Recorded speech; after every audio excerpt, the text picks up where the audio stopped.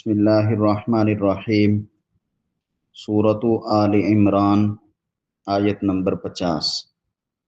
وَمُصَدِّقًا لِمَا بَيْنَ يَدَيَّ مِنَ التَّوْرَاةِ۔ اس سے پچھلی آیت میں حضرت عیسیٰ علیہ السلام کے معجزات کو ہم نے پڑھا، تو ان میں جو معجزات تھے وہ تفصیل کے ساتھ سنے کہ ایک تو وہ رسول تھے، پھر نشانیاں معجزات لے کر آئے۔ انہوں نے کہا کہ مٹی سے گارے سے پرندہ بناؤں گا، اس میں پھونک ماروں گا تو اللہ کے حکم سے وہ پرندہ ہو جائے گا۔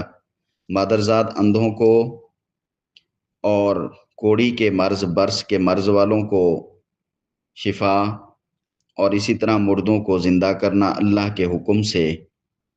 اور تم کیا کھا کر آئے ہو، کیا گھر میں چھوڑ کر آئے ہو، وہ بتانا۔ تو یہ ساری معجزات ایسے ہیں کہ ان میں نشانی ہے ایمان والوں کے لیے۔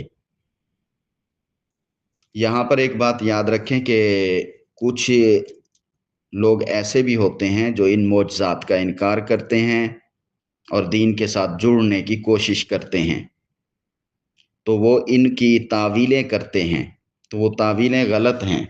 معجزے کا معنی وہی ہوتا ہے کہ بالکل صحیح ہو لیکن عام لوگ اس کو نہ کر سکتے ہوں۔ تو وہ پرندے کے بارے میں تعویل کرتے تھے کہ عیسیٰ علیہ السلام پرندے نہیں بناتے تھے، یہاں پرندوں سے مراد ان کے ماننے والے حواری لوگ ہیں وغیرہ وغیرہ۔ تو یہ منکرین جو معجزات کے ہوں ان کی باتوں میں اور ان کے فریب میں ہمیں نہیں آنا چاہیے۔ قرآن پاک میں معجزات بالکل واضح ہیں، ان کا تذکرہ بالکل واضح ہے۔ پتھروں سے پانی کا نکلنا ہم پیچھے پڑھائے ہیں، اور اما پارے میں اونٹنی کا نکلنا پڑا تھا ہم نے چٹان سے۔ اسی طرح جو ہے ید بیضا، ہاتھ کا سفید ہو جانا حضرت موسیٰ علیہ السلام کا، حضرت موسیٰ علیہ السلام کے عصا کا، سوٹی، لاٹھی، ڈنڈے کا سانپ بن جانا، یہ سب ہم پڑھ آئے ہیں۔ حضرت داؤد علیہ السلام کے، حضرت سلیمان علیہ السلام کے معجزات کا ذکر آگے آئے گا۔ حضرت ابراہیم علیہ السلام کا تذکرہ آپ نے سن رکھا ہے کہ آگ میں ڈالے گئے مگر آگ نے کچھ نہیں کہا۔ حضرت اسماعیل علیہ السلام کا چھری چلائی گئی مگر نہیں چلی، اور اس وقت دمبا آ گیا جنت سے۔ یہ سارے معجزات ہم پڑھ آئے ہیں۔ تو مومن کی شان یہ ہے، جیسے اس پچھلی آیت میں ہے ان کنتم مؤمنین، مومن کی شان یہ ہے کہ وہ کہے ہم اللہ کی ساری باتوں پر ایمان لے آئے اور ہم نے ان کو دل سے مان لیا۔ آمنا وصدقنا، ہم نے تصدیق کی، مان لیا اور تصدیق کی۔ ہماری عقل میں بات سمجھ آئے یا نہ آئے، اللہ نے بتا دیا تو ہم نے مان لیا۔ تو ان ساری باتوں کو سامنے رکھنا ہے۔ اس کے بعد اب دیکھیں حضرت عیسیٰ علیہ السلام کہتے ہیں وہ مصدقاً، وہ رسول بنے بنی اسرائیل کی طرف، پھر ان سے کیا کہا کہ وہ مصدقاً، واو زبر وا مانے، اور مصدقاً تصدیق کرنے والا ہوں۔ تصدیق کرنے کا کیا مطلب ہوتا ہے؟ سچ ماننا، سچ بتانا۔ سچ ماننے والا ہوں، سچ بتانے والا ہوں، درست سمجھتا ہوں، تصدیق کرتا ہوں، حق پر سمجھتا ہوں۔ لما بین یدیا، لام زیر لی مانے کے لیے، ما موصولہ ہے جو، بینا درمیان، یدئی ان کے، من التورات، من مانے سے، التورات مانے تورات، تو تصدیق کرنے والا ہوں اس کی جو ان کے سامنے ہے، یعنی ان سے پہلے ہے۔ من التوراتی، تورات میں سے، یعنی تورات جو پہلے ہے، جو پہلے نازل ہو چکی ہے، اللہ کی طرف سے کتاب تھی حضرت موسیٰ علیہ السلام کے پاس، میں اس کی تصدیق کرنے والا ہوں، اس کو سچ مانتا ہوں۔ اور اللہ تعالیٰ جس نبی کے پاس جو چیز بھیجی ہے ان سب کی ہم تصدیق کرتے ہیں۔ یہ بات بھی ہم نے پڑھی ہے کہ ہر نبی وقت کے لحاظ سے کچھ تبدیلی احکامات میں ہوتی ہے، عقائد میں نہیں ہوتی۔ عقائد وہی ہیں، اللہ کو مانو، اللہ کے نبی کو مانو، اللہ نے جو حکم بھیجا انہیں مانو۔ ان حکموں میں کچھ نہ کچھ وقت کے لحاظ سے تبدیلی ہوتی ہے، تو اس تبدیلی کو آگے بیان کیا گیا۔ دیکھیں والی احلہ، واو زبر وا مانے اور، لام زیر لی تاکہ، احلہ میں حلال کروں، یہاں پہ حلال کرنے سے مراد ہے حلال بتاؤں، حلال حرام کرنا نبی کا کام نہیں ہے۔ حلال حرام کس کی صفت ہے؟ اللہ کی۔ نبی جو ہوتا ہے وہ اللہ کے احکامات بتانے والا ہوتا ہے۔ نبی کے لفظ کے اندر ہے نبا، نبا کا معنی خبر ہوتا ہے، تو نبی خبر دینے والا ہوتا ہے۔ رسول کے اندر رسول کے معنوں کو دیکھیں، رے سین لام، یہ رسالت سے ہوتا ہے، بھیجنے سے ہوتا ہے، تو رسول بھیجا ہوا، تو نبی خبر دینے والا، رسول بھیجا ہوا، یعنی جس کو اللہ نے بھیجا ہے۔ تو یہ حلال حرام کا حکم نبی اپنی طرف سے نہیں لگاتا، بلکہ ہوتا حکم اللہ کا ہے، نبی صرف بتاتا ہے، وضاحت کرتا ہے۔ تو اسی بتانے اور وضاحت کرنے کی نسبت انہوں نے اپنی طرف کی۔ دیکھیں، والی احلا، واو زبر وا اور لام زیر لی، تاکہ احلا، شروع میں جو حمزہ پیش او ہے اس کا معنی میں، ہے لام اور لام یہ شد والا ڈبل لام ہوتا ہے، حلال کروں، لکم تمہارے لیے، بعض الذی، بعض مانے کچھ، الذی وہ جو کہ، کچھ چیزیں جو کہ حرما حرام کی گئی تھیں، علیکم تم پر، علی مانے پر، کم مانے تم سب، تو اے بنی اسرائیل جو چیزیں تم پر حرام تھی ان میں سے بعض چیزوں کو میں حلال کروں، یعنی حلال بتاؤں۔ مثال کے طور پر بنی اسرائیل پر مچھلی حرام تھی، چربی جو ہے یہ بھی حرام تھی، بعض دوسری چیزیں بھی حرام تھیں، تو حضرت عیسیٰ علیہ السلام کو اللہ نے حکم دیا کہ ان کے لیے یہ چیزیں حلال ہیں، تو حضرت عیسیٰ علیہ السلام نے ان چیزوں کو بتایا کہ یہ حلال ہیں، اب آپ کے لیے یہ حلال ہو چکی ہیں۔ اور وہ بات ہمیشہ ذہن میں رہے کہ حلت اور حرمت کا حکم اللہ دیتے ہیں، نبی یا نبی کے ماتحت چلنے والے علماء وہ صرف بتاتے ہیں، خبر دیتے ہیں۔ کیوں؟ اس لیے کہ حلال کرنا، حرام کرنا یہ صفت خاص کس کی ہے؟ اللہ کی ہے۔ ہاں، یہ چیز، یہ صفت اللہ کی ہے۔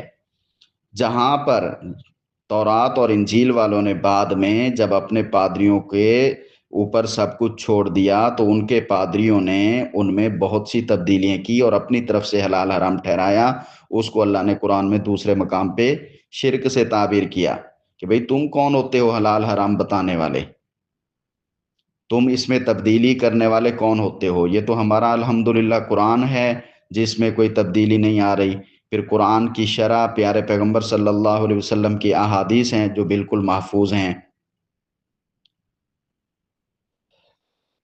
تو دیکھیں، انہوں نے کہا کہ میں تمہارے لیے حلال کروں بعض ان چیزوں کو جو حرام ہیں تم پر، وَجِئْتُكُمْ بِآیَةٍ مِّن رَبِّكُمْ، واو زبر وا منے، اور حضرت عیسیٰ علیہ السلام نے کہا جئتو، تاپش تو کا معنی میں، جیم حمزہ یہ جاء سے ہے، اس کا معنی آنا، میں آیا ہوں، کم تمہارے پاس، میں آیا ہوں، جئتکم تمہارے پاس، بِآیَةٍ نشانی کے ساتھ، یعنی یہ ساری نشانیاں معجزات لے کر آیا ہوں، واضح نشانیاں لے کر آیا ہوں، اور وہ نشانی من ربکم، تمہارے رب کی طرف سے ہے، میں اپنی طرف سے نہیں لایا، مجھ میں کوئی کمال نہیں ہے، تمہارے رب نے وہ نشانیاں مجھے دی ہیں، وہ نشانیاں تمہارے رب کی طرف سے ہیں، اور اس لیے جب یہ نشانیاں دکھا رہا ہوں تو ان نشانیوں کی وجہ سے مجھے اللہ کا نبی، اللہ کا رسول مانو، اور جو میں تمہیں تعلیم دیتا ہوں اس پر عمل کرو۔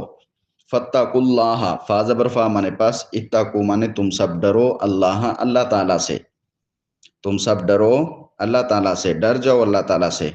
وَأَطِیعُونِی، واو زبر وا مانے اور، اطیعو تم اطاعت کرو، نون کے نیچے جو زیر ہے اس کے بعد یا ہے یہاں پہ، اس یا کا معنی میری، اطاعت کرو میری، کہنا مانو میرا، اطاعت کرو میری، کہنا مانو میرا، اللہ سے ڈرو، اور اللہ نے مجھے بھیجا ہے، اور اللہ نے مجھے علم دیا ہے، اور اللہ نے مجھے کتاب دی ہے، اور اس پر عمل کرو، اور وہ میں تمہیں بتاتا ہوں کتاب اللہ کی کیا ہے، اللہ کے کیا احکامات ہیں، تو لہٰذا میری بات مانو، اطیعونی، میری فرما برداری کرو۔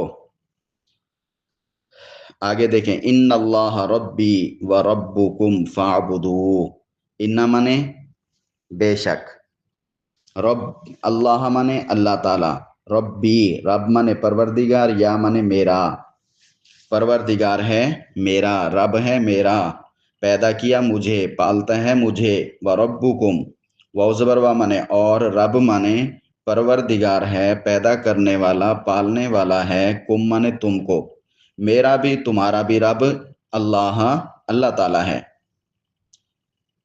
اس میں اس بات کی طرف بھی اشارہ ہے کہ میری اطاعت تو کرو لیکن مجھے خدا نہ بناؤ، ہم تو سب مخلوق ہیں، میں بھی مخلوق ہوں، تم بھی مخلوق ہو، میں تمہارے پاس اللہ کی طرف سے نشانیاں لے کر آیا ہوں، اس لیے میرا تم سے مطالبہ صرف یہ ہے کہ اللہ سے ڈرو اور میری اطاعت کرو۔ اور قرآن مجید میں جن نبیوں کا ذکر ہے ان سب نے بھی اپنی اپنی قوم سے یہی کہا تھا کہ میرا اور تمہارا رب اللہ ہے۔ سب نبیوں نے کہا ہم تمہاری طرح مخلوق ہی ہیں، ہم خدا نہیں ہیں، ڈرو تم اللہ سے اور اطاعت کرو میری، یہ سب نبیوں نے کہا۔ تو نبیوں کی اطاعت کس لیے ہے کہ وہ پیغام اللہ کا لے کر جو آتے ہیں تو وہ پیغام جو اللہ کا دے رہے ہیں اس پر چلو۔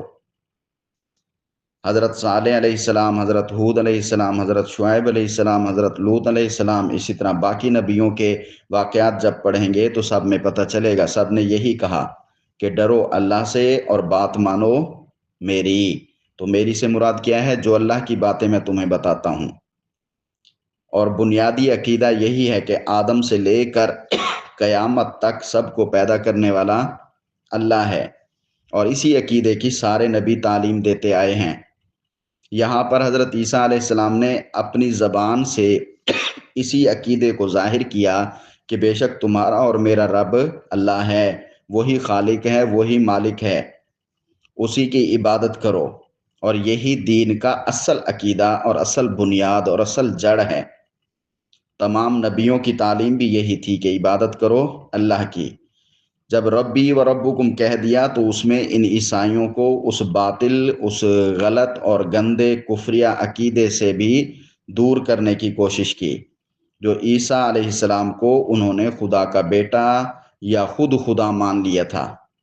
تو انہوں نے بتایا کہ میں خدا کا بیٹا بھی نہیں ہوں اور میں خود خدا بھی نہیں ہوں، میرا تمہارا رب ایک وحدہ لا شریک اللہ تعالیٰ ہے، تم خام خواہ مجھ میں ربوبیت کی صفت ڈال کے خود کو شرک اور کفر میں ڈال رہے ہو۔ تو یہاں پر انہوں نے کیا کہا؟ ان اللہ ربی و ربکم فاعبدوہ، پس اعبدو تم عبادت کرو، ہو منے اس کی، غلط عقائد سے نکلو اور اسی کی عبادت کرو۔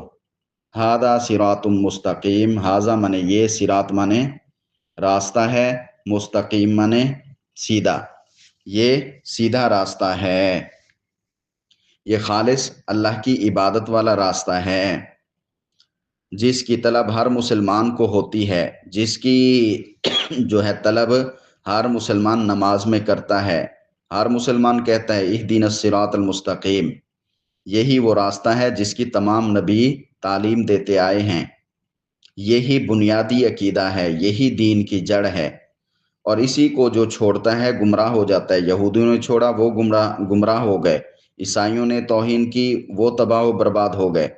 تو مسلمان بھی اگر اس راستے سے بھٹک جائیں گے تو وہ بھی گمراہی کی طرف چلے جائیں گے۔